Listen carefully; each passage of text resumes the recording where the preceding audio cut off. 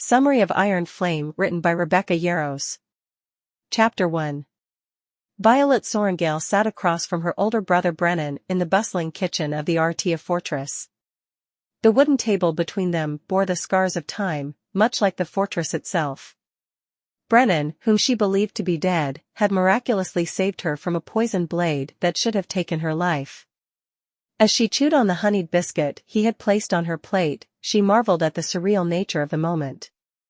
3 days had passed since that near-fatal encounter with a mythical being, and Violet was still coming to terms with the reality that venom, dark wielders once thought to be mere fables, were indeed real. Brennan, who seemed to be in high spirits, couldn't stop smiling as he watched her eat. "The biscuits are good, right?" he asked, snagging one for himself. "Kind of remind me of the ones that Cook used to make when we were stationed in Calder, remember?"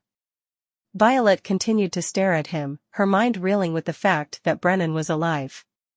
The fortress of Artia, scarred and scorched from a Tirish rebellion 6 years ago, stood as a symbol of resistance against General Melgren's tyranny.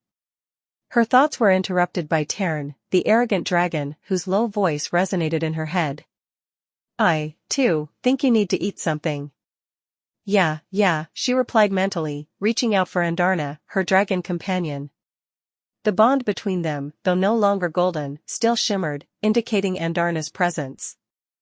The dragon was sleeping, recovering from the energy expended to stop time, a feat Violet had witnessed in Res Sun. Brennan, always the caring older brother, insisted that she eat something before he took her to her dragons. It was a typical Brennan move, looking out for her well-being. Not far away, the kitchen workers continued their busy activities, seemingly unfazed by the presence of dragons and rebels in their midst. "I, too, am curious about the biscuits," Brennan continued, his dimple flashing as he grinned. "Consider it a 21st birthday present, since you slept right through it."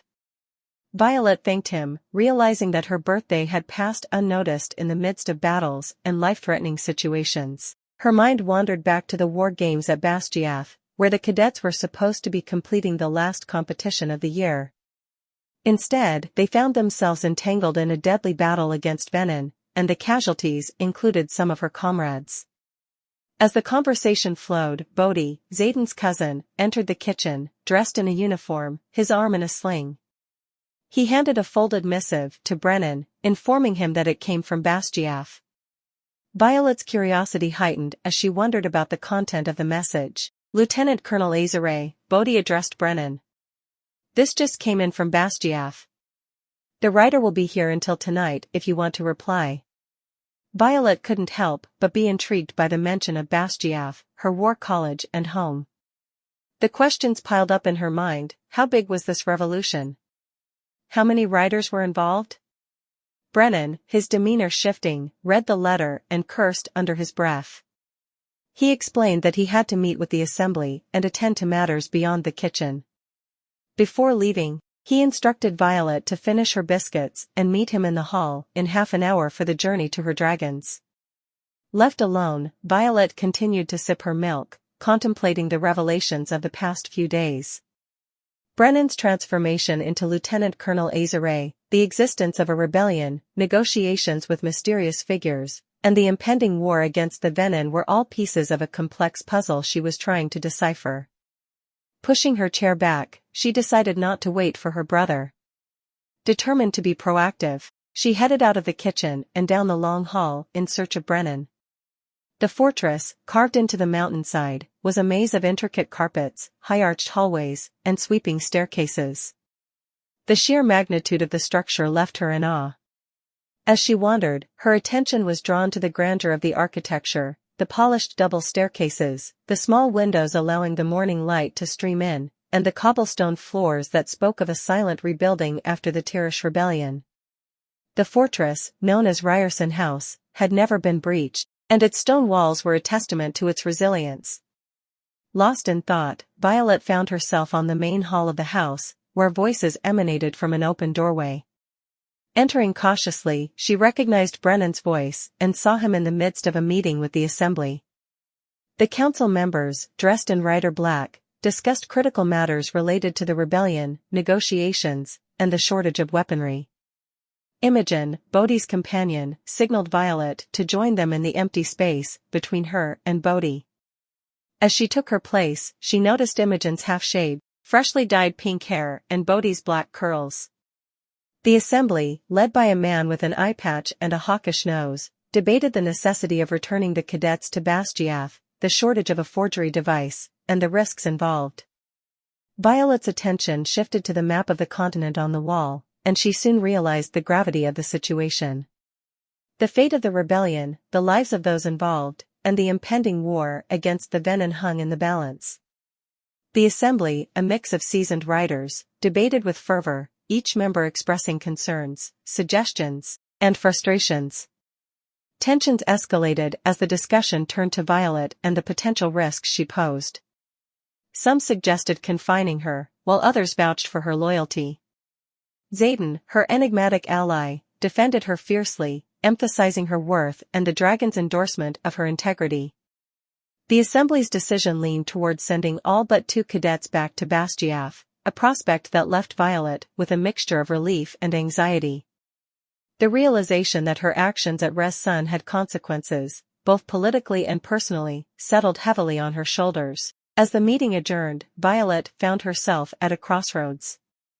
Xaden, Bodhi, and Imogen left, but not before Xaden reassured her that they wouldn't leave without her. Left alone in the hallway, Violet turned toward Brennan, who stood waiting for her. "We'll head up to the valley. Meet us when you're done," Xaden advised, his words echoing in her mind. Despite the chaos around her, Violet couldn't ignore the pride in Xaden's gaze, a realization that their connection ran deeper than she initially thought. As Brennan and Violet prepared to leave for the dragons, a myriad of emotions swirled within her. The revelations, the political intricacies, and the complexities of her relationships unfolded like chapters in an epic tale.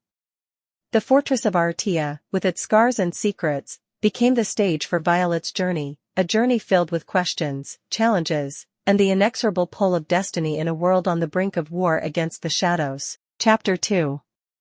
The next 48 hours pass in a whirlwind of preparation. The air is thick with tension as we refine our plan, gather the necessary supplies, and steel ourselves for the imminent confrontation. Andarna's training intensifies, her wings tested under the moonlit sky. Brennan, Imogen, Bodhi, and Garrick each contribute their unique skills, creating an atmosphere charged with determination and purpose. Bodhi, surrounded by an array of tinkering tools, assembles an assortment of smoke bombs and devices designed to create chaos. Imogen, ever the strategist, maps out the best route through the Dragon Rider stronghold, identifying potential obstacles and escape routes.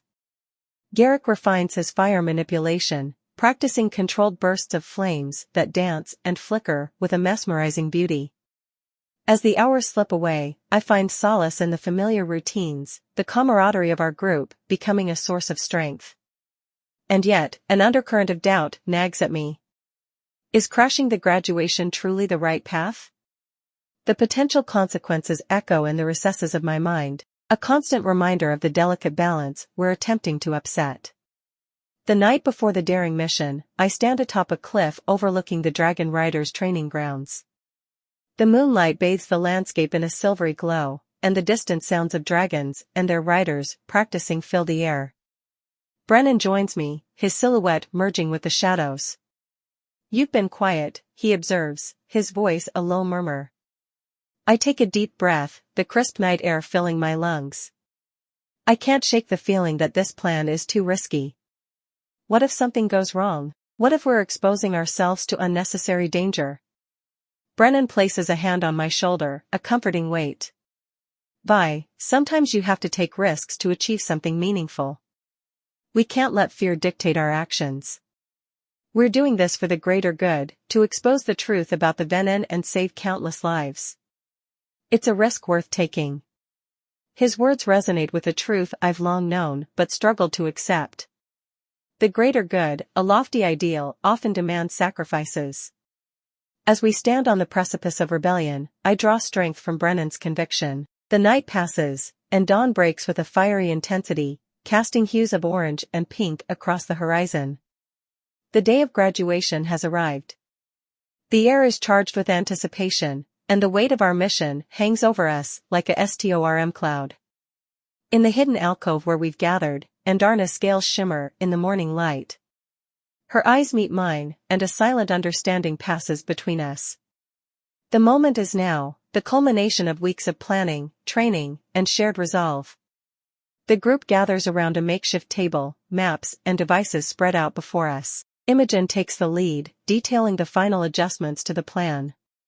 Garrick stands nearby, flames dancing at his fingertips, a living embodiment of the distraction we'll unleash. Bodhi hands out the smoke bombs, a mix of excitement and nervous energy evident in his eyes. Once we're inside, we need to move quickly. Stay together, and trust each other. We've come this far, we can't afford to falter now. The gravity of his words settles over us, a collective acknowledgement of the risks we're about to face. And yet, there's no turning back. The wheels of rebellion are set in motion, propelled by the wings of a black dragon and the unyielding determination of a disparate group bound by a common cause. As we make our way towards the Dragon Rider's stronghold, the world seems to hold its breath. The echoes of our footsteps are drowned out by the distant roar of dragons, a symphony of power and majesty. The final hours tick away, the pulse of anticipation quickening with each passing moment. The sun climbs higher in the sky, casting a golden glow over Navarre. The graduation ceremony is about to begin, a celebration of tradition and strength. Little do they know, a shadow looms on the horizon, a shadow that refuses to be confined by the norms of a society built on secrets and deception. The entrance to Bastiaf, the heart of the Dragon Rider's stronghold, looms ahead. We exchange a final glance, a silent affirmation of our shared purpose. Andarna spreads her wings, the darkness within them pulsating with restrained power. It's time to crash the graduation, to expose the venom, and to ignite the flames of change that will reshape the destiny of Pormeal.